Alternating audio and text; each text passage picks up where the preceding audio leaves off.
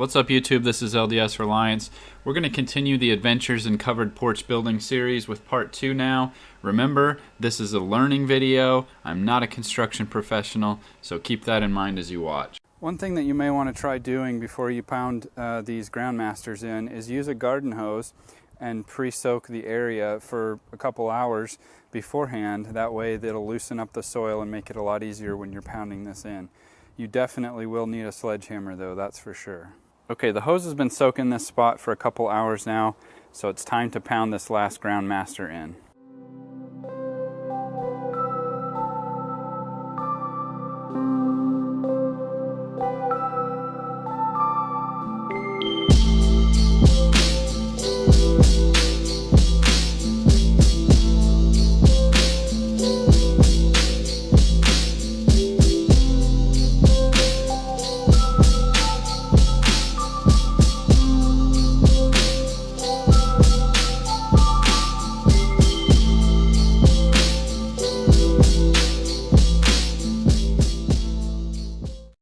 Now comes the fun part. I went ahead and put the 4x4 posts into the ground masters.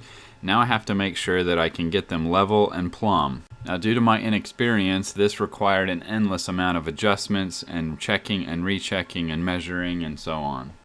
Once I adjusted everything to the way that I liked it, I went and got some scrap lumber and some screws so that I could hold these things steady.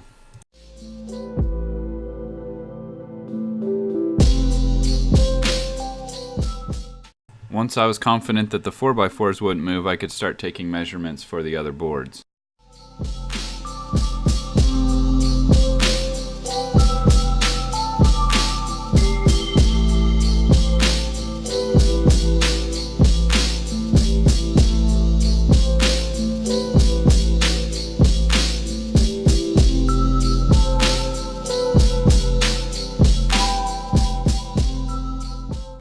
Okay, so after driving these down into the ground, I did some additional measurements and found that I was a little bit off. I don't know how it happened. I measured pretty carefully. I was only a little bit off, but it's important that this step be very square. So I was only off by a little bit, but it would have made my job harder later on. So it was worth my time to pull this one out and reset it to make sure that it's square to the building and the measurements are right so that I don't have to do a lot of rejigging later.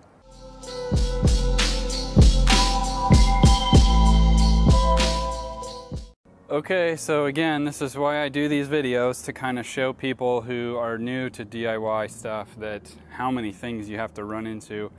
Once again, I'm not a professional, and so if I had more experience, I would be avoiding some of these mistakes.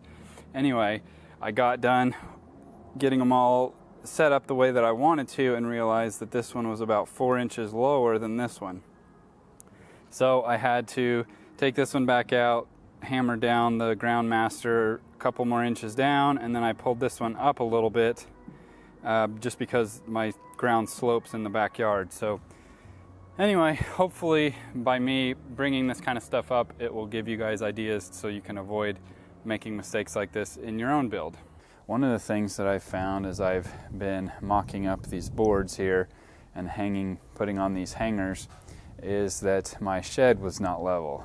It was level when I put it there, but the supports, the 4x4 supports underneath must have sunk a little bit on one side, and so trying to incorporate a level and plumb porch into a non-level, and it's kind of sinking a little bit. I mean, it's probably only 3 inches or so from side to side, which isn't the end of the world, but for this purpose, it's hard to match that slope. So I'm not going to try. I'm going to make the porch level. Okay, well, it doesn't look half bad so far. I've got the frame completed, and now what I need to do is I need to design the roof trusses, and I need to put in some cross braces to give it a little bit more rigidity, because right now it's a little bit loose still. So that'll have to do next time. That's it for part 2. If you'd like to support my channel, check out my Patreon campaign and consider donating. Thanks for watching.